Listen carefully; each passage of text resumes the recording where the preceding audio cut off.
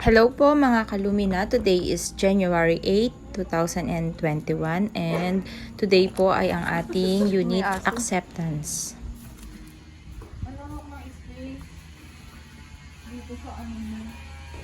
May ibibigay pong form si engineer which is yung application for move-in and then yung acceptance of property na pipirmahan po nating mga buyer and yung undertaking. Anong block to? Sa pagpirma po natin ng acceptance of property, nakalagay po doon na kino-confirm natin na we have fully inspected the property and found the same to be in good condition and constructed in accordance with the agreed plans and specifications to my satisfactions. Yun po yung mga pinunch listing natin nung nakaraan kapag okay na po sa inyo, na gawa na po ng contractor at okay na po sa inyo yung unit ninyo, pwede nyo na pong i-accept yung unit. Kung hindi pa naman po okay sa inyo, pwedeng hindi nyo po muna i-accept and then iaayusin po ng contractor. Tapos, tatawagan po ulit kayo. Yan yung unit natin.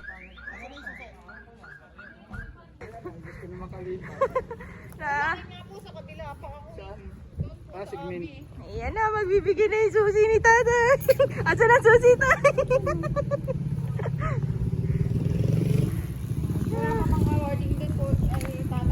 Pwede naman ma'am, may ano na doon. Yung kami nasa 20 na doon. Tiyanan! Ayan na. May pintura pa Okay na yung ano.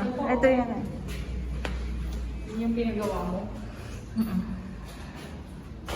Ano naman siya doon sa unang tinignan natin? Okay na siya. Ano mo? Hindi, yung dito ko makinig. Dapat to ang abang mo na ilaw. Pwede mo kayo ito. Kung anong gusto mong gulay mo, pwede na kung isa. Kahit sa loob lang namin yung pwede. Sa loob lang kasi wala pa. Pero nilagyan na rin nila ng tiles yung ilalim. Bulaga. Malinis. Malinis. May tubig na ba siya? Wala pa. Wala pa ma'am. Pag malagaw tayo, mag-supply ka rin namin ng ano. Tayo, akit ako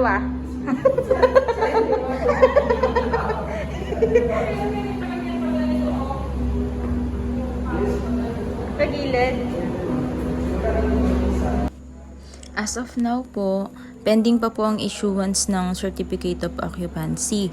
Minor works and improvements on the property are only allowed such as tile works, ceiling and drywall partition works and painting works. Meaning po, sa loob lang po tayo pwedeng mag-renovate. Hindi pa po tayo allowed mag-renovate sa labas such as yung pag-extend po sa kitchen at paglalagay po ng gate, fences, hindi pa po siya allowed. Same with wala pa rin pong installation ng electricity and water. Pero for the purpose po na makapagpa-renovate tayo inside po ng unit natin, meron pong certification na binigay si engineer na pwede po tayong gumamit ng temporary facility for the purpose of renovation. 2 meters.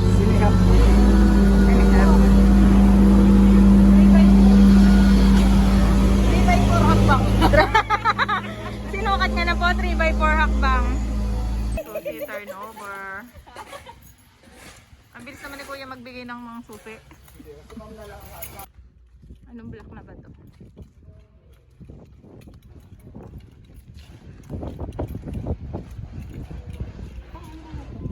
Para sa ano, septic. Ay, anuhan ng tubig. Luwang. Patuwa. Pero ito maliit yung space. Ay, ito. Gilid na kaagad. Ano po to? 16? Ayan, 16. Sa kaya dyan yung kay Regine. Eh parang dito ako sa kabila. May-exit din po pala dito eh. Papunta sa Philippines. May exit din dito, Mami G. Dito ang pasok. Dito rin. Exit sa phase 2, oh. Madaan tayo sa main dito.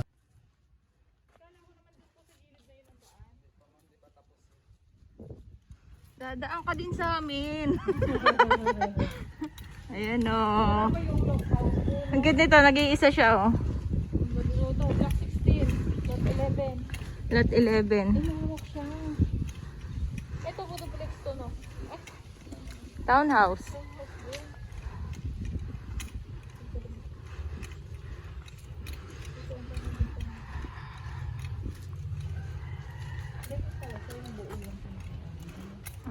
Cast.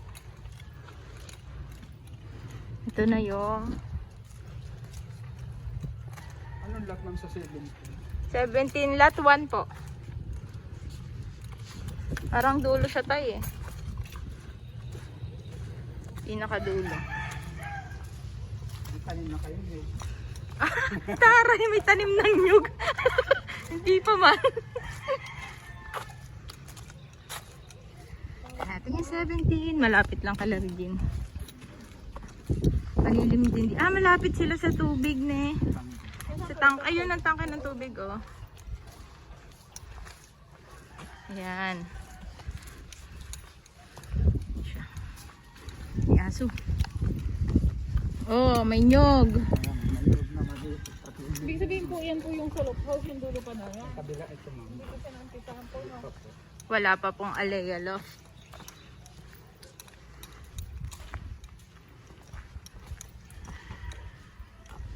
Ay, ang ganda dito, mapresko.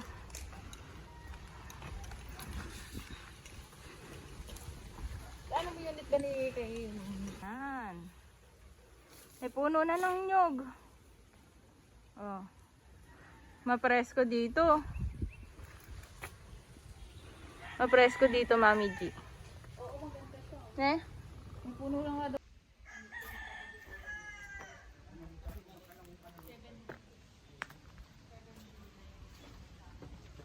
Yan. Ang mainit nila.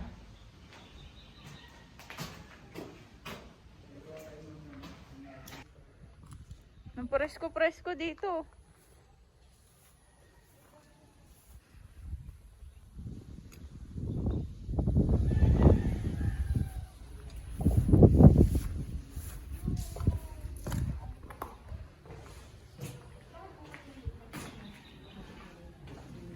Yung mga halimbawa nakabili ka ng pipinbutatin ka dito. Tayo hanggang saan to? Yan po ata na sa atin, hanggang bakod ma'am. Ganyan pa. Hanggang bakod? Kasi mas malaki yung sa kanila eh, kaysa sa amin. Ilang bilang ng lot ng kami? 62. 58. Hmm? Block 18. Ito. Block 18. Yan. Block 18. Tapos ito, block 17.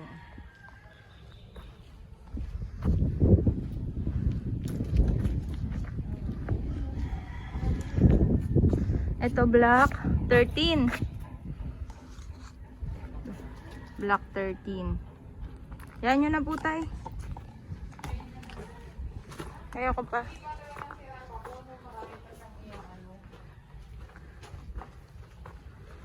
Yan. Kitang kita. Yan o. At saka. Nakapunta na po kayo dyan, tay? May balak kami mga taga Bicol ay. Taga Bicol po kayo? Yes, ma'am. Sarado po ngayon eh. Dait ma'am. Pagtapos ng lockdown. So, tiga ron yung nanay ko po. Pero doon siya pinanganak, pero dito na siya po siya sa Aurora siya napunta. Ano po apelyido nyo? Ano ma'am, Asis? Asis. Yan. Phase 2. Phase 2 na po tayo. Ang mga gala. Nakaliban ng phase 2. Hindi ko. Yan na. Ano ba yung ano to? Magandang hapon po. Hapon po.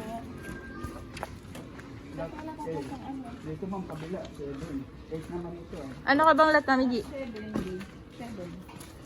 7. Baka doon sa kabila. Ito naman kabilang may block na.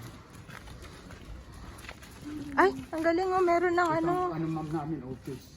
Pavilion ba yan? Ayan tawag yan. Office. Yes ma'am, office na. Galing. Oh, diba? Kasi ako yung ano, yung basketball court.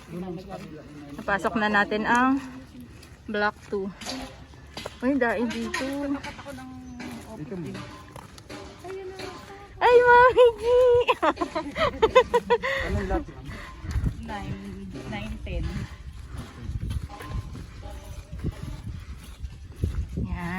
Yan siguro. Kaso paano buwan ko nalalaman ko yan yun. Ayan. Na ano na oh. Lot 7B. Block 7B, lot 5. Ito ma'am, ay pagano tayo sa kabila. Ibig mo sabihin na puntahan niyo sa ng pag-ibig? Yes ma'am, pag Ito, lot 7B yan. Yan. Sexy ni Mami Jo. Yee!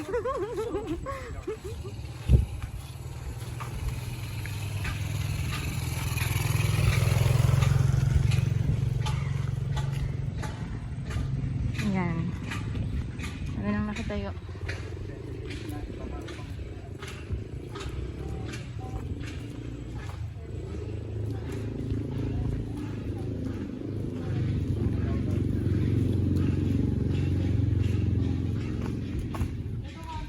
Ay, Mami G, picturean kita dyan. Pinapakunan siya na yan ma'am, bakit yung buhangin na yan. Yan! Unit ni Mami. Kasi kami Pampanga eh. Mhm. Dahil kami, sinimula na yung pagdating na Second dalawang phase. taon na sila dito. 2016 po kami nag-umpisa mag-ano eh. Saan ba yun? Ang ganda kitang-kita. Ang ganda nga kitang-kita yung ano, oh, Mount Samat. Saan ang basketball court? Alam ko dulo doon. Ah, doon sa dulo. Pero mayroon din pundaan dyan kung sakali. Halimbawa, kung ayaw magdaan kami dito, The choice is yours. Galing. Gusto na po tayong mag-tour sa 7 days. Salamat kita tayo, pinuslit po kami. hindi ko sasama pag hindi pa tapos yun ay. Oo, ay, alam ni tatay kung ano yung mga tapos na eh.